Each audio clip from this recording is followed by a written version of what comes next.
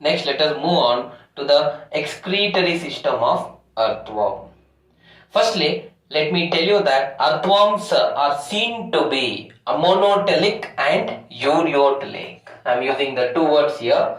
One is monotelic and second is eureotelic. Alright. See, what does these terms refer to? Monotelic means here the chief excretory product which is released by the earthworm is ammonia. Whereas with respect to eureotelic, the chief excretory product released is urea. Alright. Remember, one is ammonia and another one is urea. If ammonia is the chief excretory product, the earthworm is referred to as monotelic, whereas if urea is the chief excretory product, then it is referred to as eureotelic. They are seen to be both monotelic as well as eureotelic. See, they are seen to be monotelic when in fact plenty of water is available. Please understand, when plenty of water is available in their surroundings, they are seen to be monotelic. When there is a bit of less water, then they are referred to as eureotelic, dear students. Okay, so remember, this is the basic you need to understand before actually moving to the excretory system. See, dear students, the excretory organs occur as segmentally arranged coiled tubes. Okay, see, segmentally arranged coiled tubules. We can find, in the segments, in different segments, the coiled tubules. Alright, these excretory organs, let me tell you that are referred to as nephridia. We call them to as nephridia. Alright, remember this word. The excretory organs of earthworm are referred to as nephridia. Alright, or rather you can refer it in singular terms as, you can refer it to as nephridium. Let me repeat. The excretory organs of earthworm occur, they are occurring in different segments, alright, arranged as coiled tubules, and they are referred to as nephridia, and in singular terms we call them to as nephridium. Alright, dear students. Now, the nephridia of, in fact, the Pheretima postuma, one of the common earthworm, are micrometanephridia. We call the common earthworm, that is Pheretima postuma, what you find, their Pheretima in general you can refer it to as the micrometanephridia. Alright, their excretory organs are referred to as micrometanephridia in case of Pheretima postuma. Further, dear students, nephridia carry out the role of excretion and osmoregulation. Getting my point? They are majorly involved in excretion. That means to say that they remove the excretory waste which are produced in the body of earthworm. Alright.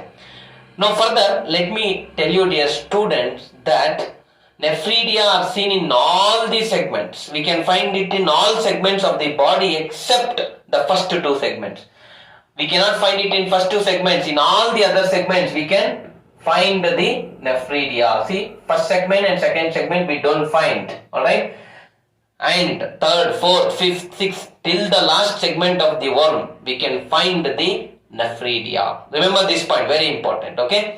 Further, the clitellar region, I told you, the 14th segment, 15th segment, 16th segment has a structure called clitellum, which is glandular structure, which helps in the formation of egg case or cocoon in case of earthworms. Alright, in that clitellar region we can find forest of nephridia.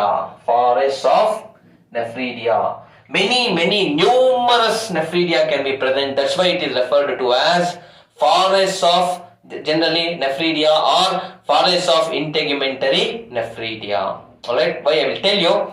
Now, first of all, let me tell you how the nephridia are divided into. Okay, see, nephridia are of three types. Okay, the first type we have is septal nephridia. This is the first type. Okay, septal nephridia. Second type we have is integumentary nephridia. Alright, then thirdly we have pharyngeal nephridia. Alright, here we can find, okay, pharyngeal nephridia, which is third. Alright, let me repeat. The excretory organ called as nephridia in earthworms is of three types. Firstly, we have the septal nephridia. See, this septal nephridia is present on both the sides of intersegmental septa. I told you there are structures called septa. Alright, they are arranged, alright, on the septa. Alright, so let me tell you that, the segment 15 to the last segment which opens into the intestine, alright, till there, alright, we can find till the opening from the 15th till the opening of the intestine, we can find the structures called as septal nephridia. Alright, these are the first type of excretory structures. Let me repeat. They are arranged, found to be arranged on the, what I can say, the sides of the septa from the 15th segment till the opening of the intestine. Alright, so this is the first type. Now secondly, we have integumentary nephridia. Dear students, they are attached to the lining of body wall. These are attached to the lining of body wall. Alright, remember this. Alright, and from there, let me tell you, they are starting from the third segment and they end at the last segment. So we can say that integumentary nephridia are rather very well distributed in the body of earthworm. Alright, and in the body, in the which region we find? In the body walls. Alright, lining of body walls we can find them. And where do they open? From the body wall they open into the body surface. From there they eliminate the waste. Anyway, so let me tell you that integumentary nephridia starts from the third till it, and it is present till the last segment. And further we have pharyngeal nephridia. They are present in the form of tufts. Get your point? So one after the other we can find the tufts of pharyngeal nephridia. So these pharyngeal nephridia are 3 in number and they are paired, right? So they can be present generally in the 4th, 5th and 6th segment. 4th, 5th and 6th segment we can find this pharyngeal nephridia. Alright, generally in these segments we can find them. Let me repeat.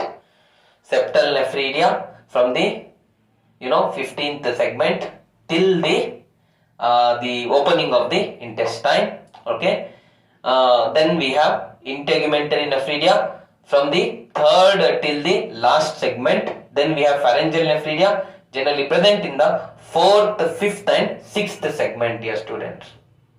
Further, dear students, let me tell you that the septal and pharyngeal nephridia are enteronephric. I am using the term what here? Enteronephric.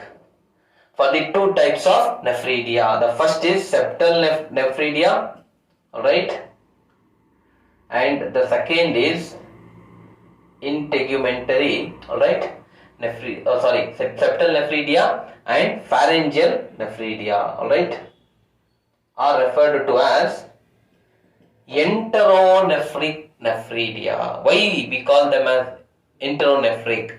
See, entero here it is referring to intestine, because both this pharyngeal as well as septal nephridia, they open into the intestine.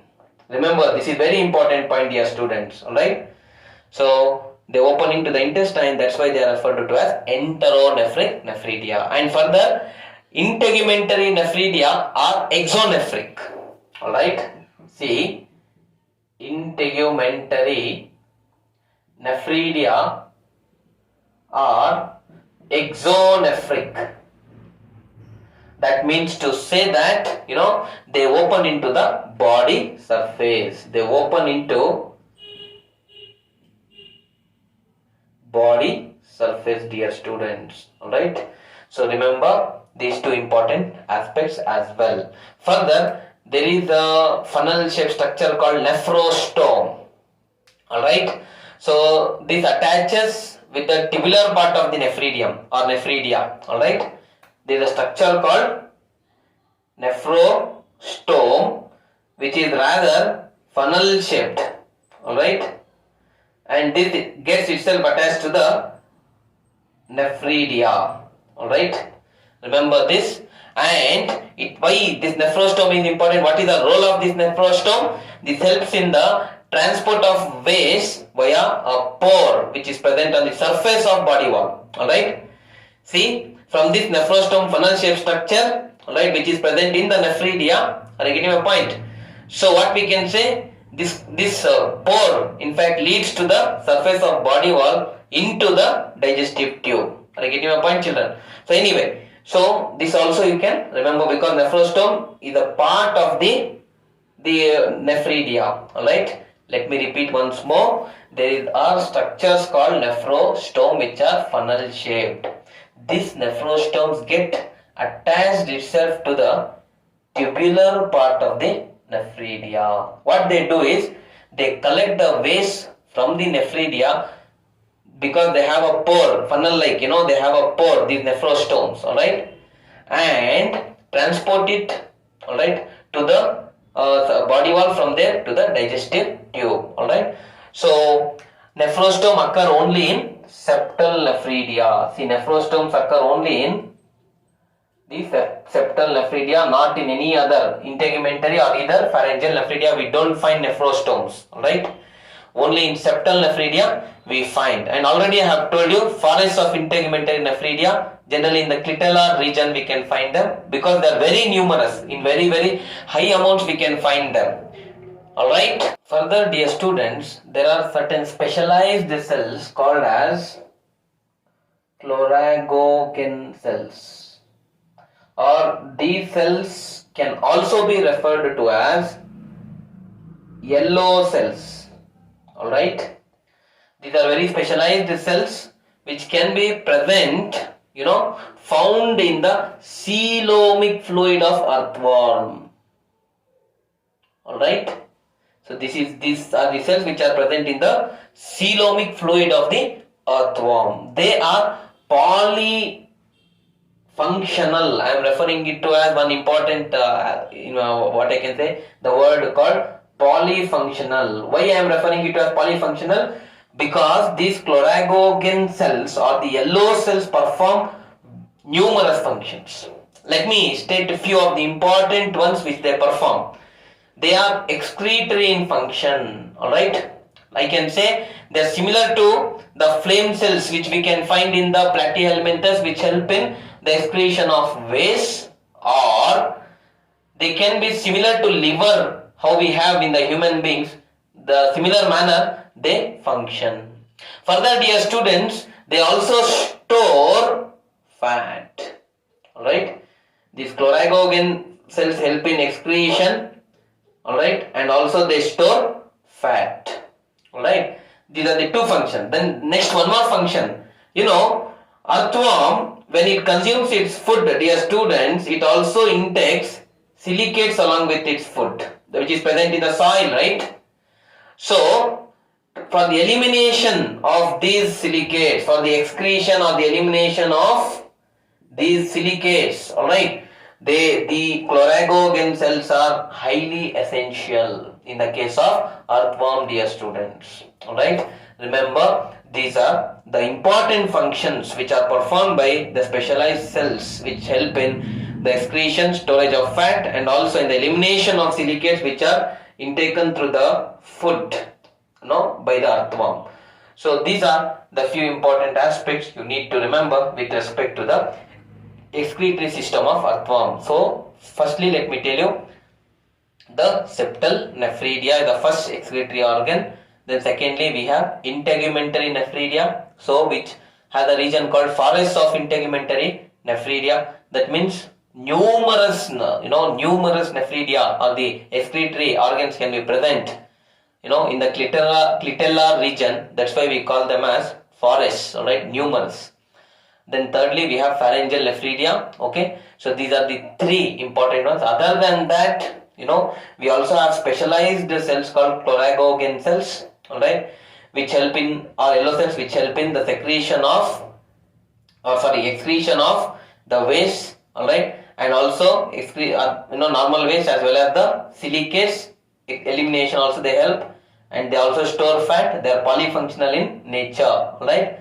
So further, remember that these earthworms are generally seen to be monotelic or euryotelic.